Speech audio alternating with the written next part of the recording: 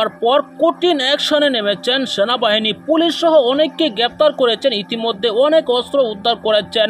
এমনকি সেনাবাহিনী প্রকাশ্য মাইকিং করে রাস্তায় রাস্তায় কি ঘোষণা দিচ্ছে, তাদের ঘোষণা শুনলে আপনি রীতিমতো মুগ্ধ হয়ে যাবেন। কেননা ইতিপূর্বে এরকম কোনো ঘটনা বাংলাদেশে ঘটেনি।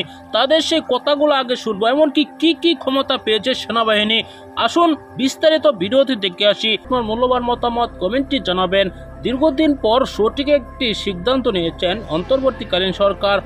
অন্তর্বর্তীকালীন সরকারের প্রধান উপদেষ্টা ডক্টর মোহাম্মদ ইউনূসকে সকলে প্রশংসা করছেন, কেননা তিনি যে সিদ্ধান্তগুলো নিয়েছেন সেটি হচ্ছে সঠিক সিদ্ধান্ত।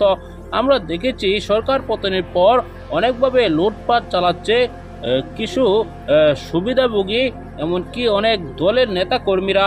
এবার সেটি দমন করার জন্য এই ব্যবস্থা নিয়েছেন, কেননা আগে সেনাবাহিনী কখনোই গ্রেপ্তার করতে পারত না, এমনকি কাউকে বিচারে মুখোমুখি করতে পারতো না।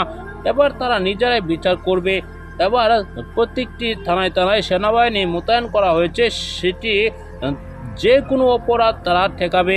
দর্শক, এই ভিডিওতে আপনারা দেখেছেন কি কি ক্ষমতা পেয়েছে সেনাবাহিনী। দর্শক, এই ভিডিও সম্পর্কে অবশ্যই আপনার কি মতামত জানাবেন। পরবর্তী এরকম ভিডিওগুলো নিয়মিত এই চ্যানেলে পেতে হলে এই চ্যানেলটিকে এখনই সাবস্ক্রাইব করে পাশে থাকা বেল বাটনটি অন করে দিবেন।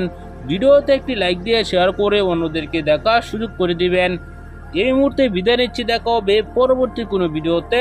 সে পর্যন্ত ভালো থাকুন, সুস্থ থাকুন। আসসালামু আলাইকুম ওয়া রাহমাতুল্লাহ।